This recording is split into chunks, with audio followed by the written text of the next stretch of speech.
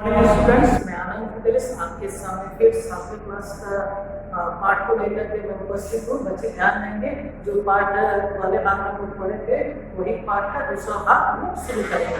तो पाठ का आपको नाम ही मालूम होगा। जैसे पाठ का नाम है अन्याय के विरोध। जैसा कि आपको मालूम ही है, जिनके लेखक हैं अंतोन चेखव और इनके बारे में आपको मालूम है, रूस के थे, है ना। और इनका जन्म जो है 1860 ईस्वी में हुआ था और इनकी मृत्यु जो है 1904 ईस्वी में। यह रूस के बारे में एक बहुत ही अच्छी कहानी को हमारे सामने प्रस्तुत किए हैं।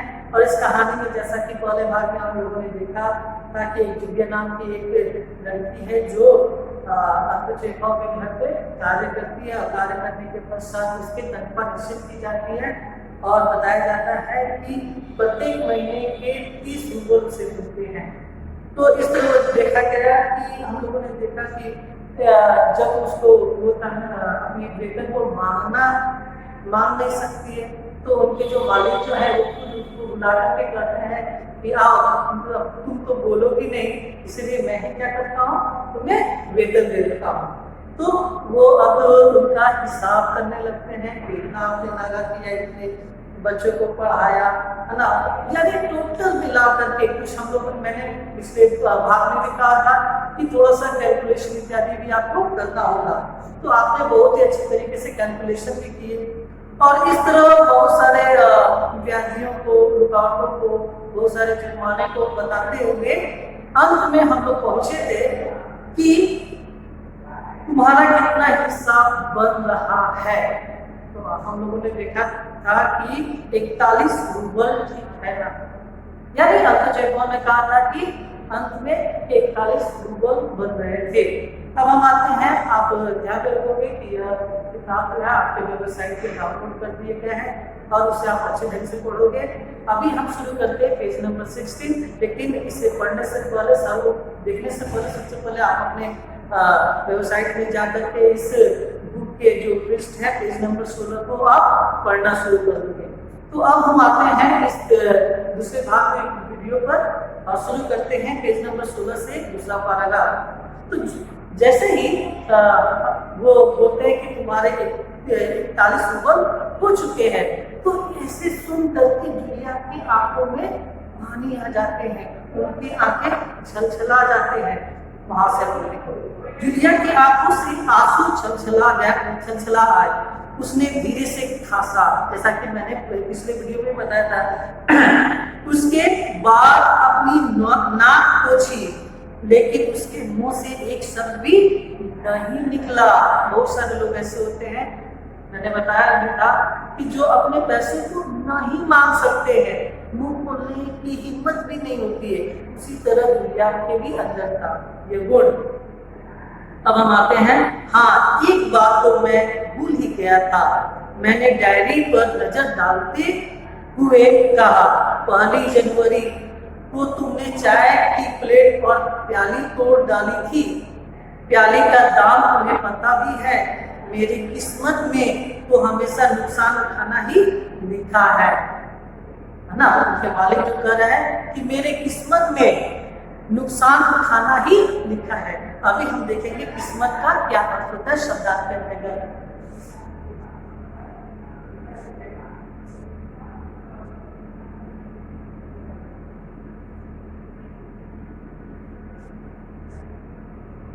किस्मत का अर्थ क्या होता है बताइए?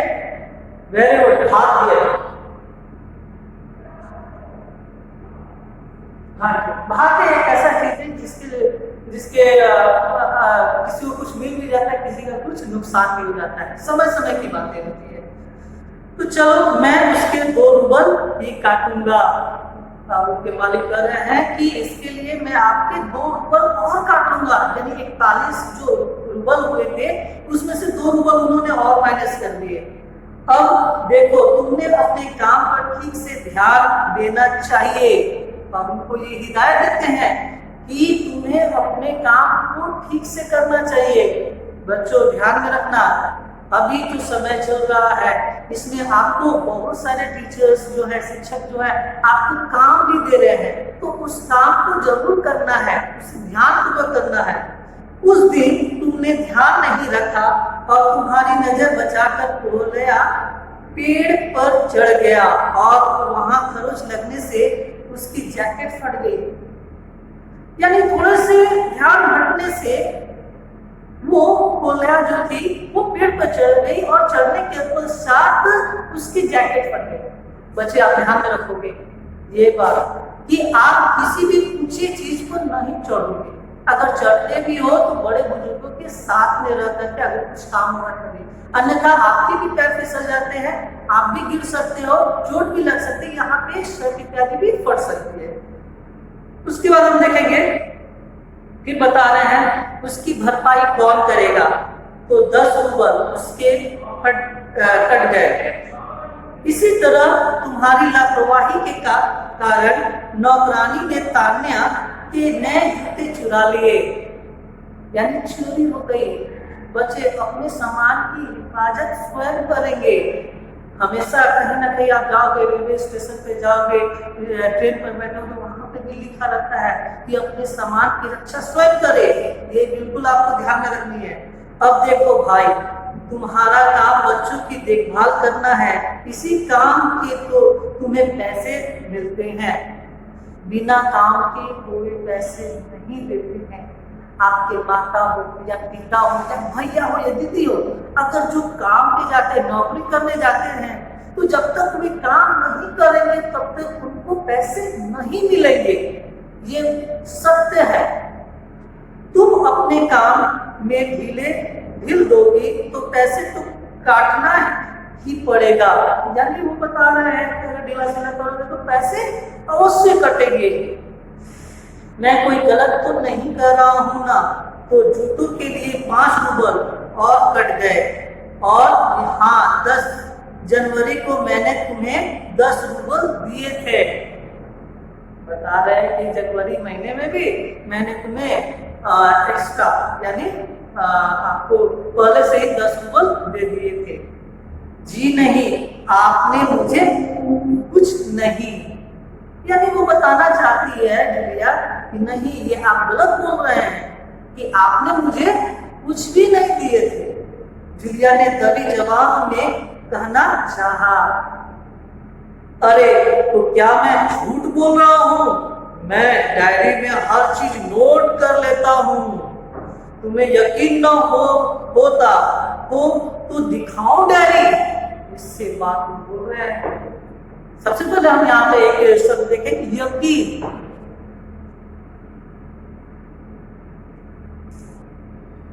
यकीन अर्थात विश्वास।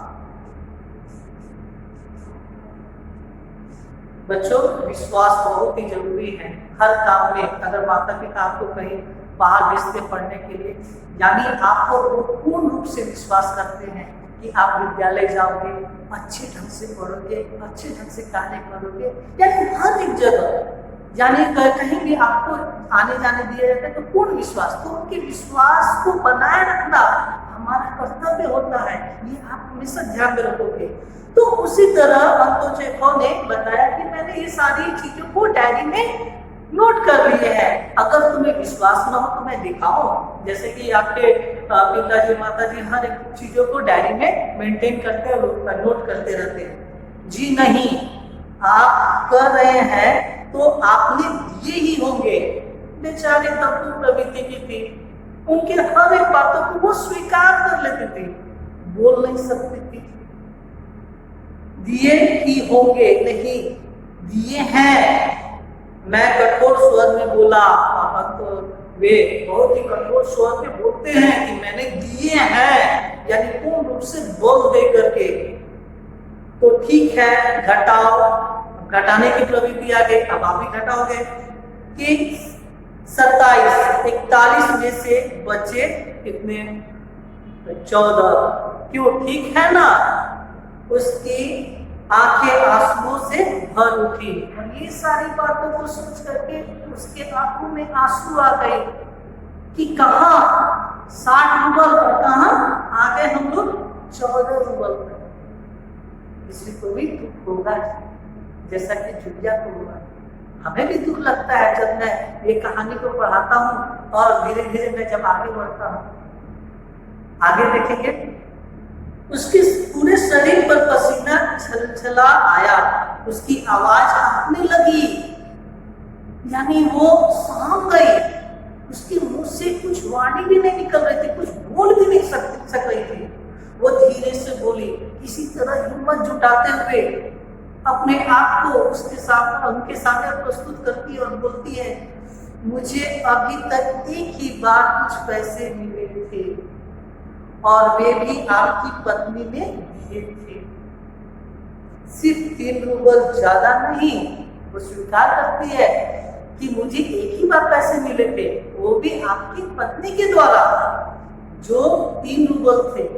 और ऐसा करके फिर वो बोलते हैं, अच्छा, मैंने स्वर में आश्चर्य भरकर कहा, यानी आश्चर्यता पूर्वक कहा, और इतनी बड़ी बात तुमने मुझे बताई नहीं और न ही तुम्हारी मालकिन ने मुझे बताई। यानी उसी समय से जब वो बोल रहे थे तो एक बार भी जूलिया ने नहीं स्वीकार किया कि आपने नहीं दिए थे, आपकी पत्नी ने। बच्चों ध्यान में रखना, आप अपनी गलती को हमेशा स्वीकार करना। अगर आप में गलती है तो जरूर किसी न आपके पिता से अगर आपको गलती हो जाती है तो अपने पिता के समक्ष उसको स्वीकार कीजिए। हो सकता है पिताजी आपको माफ कर दे, मम्मी माफ कर दे। उसके बाद हम देखेंगे, देखो वो जाता न अनर्थ है, मैं इसे भी डायरी में नोट कर लेता हूँ। हाँ, तो 14 में से 3 और घटा दो, बताइए कितना हो गया? बहुत ही सुंदर। इस तरह तुम्हारे बचते हैं 11 रूबल। बोलो भाई, ये रही तुम्हारी तनख्वाह, यानी 2 महीने का वेतन। देख लो, ठीक है ना? जब भी कोई पैसे आपको देते, आप बाजार जाते हो कुछ सामान खरीदने के लिए, तो आप झट से उनसे सामान ले लेते हो, झट से पैसे दे देते हो। लेकिन लेने के पश्चात आपको यह ध्यान रखना है कि उन्होंने कितने पैसे काटे। यह जरूरी है, हमेशा चेक करना चाहिए कि कहीं पैसे कम तो नहीं हो गए। तो ये आपको हमेशा अपने आने वाले जीवन में भी इसको लागू करना है, देखते रहना है। जूलिया ने कांपते हाथों से 11 रूबल ले लिए और अपनी जेब टटोल कर किसी तरह उन्हें उसमें ठूस लिया और धीरे से विनीत स्वर में बोली, जी धन्यवाद। बहुत ही अच्छा शब्द, जी धन्यवाद। अगर कोई भी व्यक्ति, आपसे बड़े व्यक्ति, अगर आप उनको नाम कर करके न बुला करके उनके सामने जी लगा देंगे, जैसे पिताजी, माताजी, भैया जी, तो देखिए सुनने में कितना अच्छा लगता है। तो जी धन्यवाद। और धन्यवाद जब तक बोलते हैं जब कोई व्यक्ति आपको किसी न किसी प्रकार के वस्तु को या सामग्री को याद के लिए कोई काम कर देते हैं तो उनको हम ज्यादातर धन्यवाद बोलते हैं। जूलिया ने कांपते हाथों से 11 रूबल ले लिए और अपनी जेब टटोल किसी तरह उनमें ठूस लिया और धीरे से विनीत स्वर में बोली, जी धन्यवाद। आपको आप जान चुके हो, मैं गुस्से में आग बबूला होने लगा, यानी क्रोध होने लगा, मुझे गुस्सा आने लगा। कमरे में टहलते हुए मैंने क्रोधित स्वर में उससे कहा, क्रोधित स्वर में, यानी वो उससे क्रोधित हो गए थे, आग बबूला हो गए थे। यहाँ पर एक शब्द आ रहा है क्रोधित, आप ध्यान से देखोगे, क्रोधित तथा गुस्सा, यानी क्रोध जोड़ने से लेकर बना है।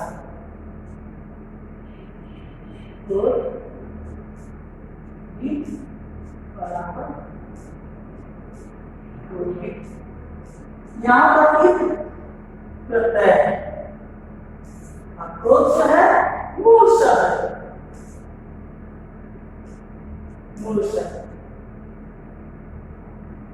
जो है प्रत्यय है, क्रोध जो है क्रोध शब्द है, जो मिल करके क्रोधित बन जाता है। आप जानते भी हो कि प्रत्यय किसे कहते हैं, तो वह शब्द जो किसी शब्द के अंत में लगकर एक विशेष अर्थ को प्रकट करता है, उसे ही हम प्रत्यय कहते हैं।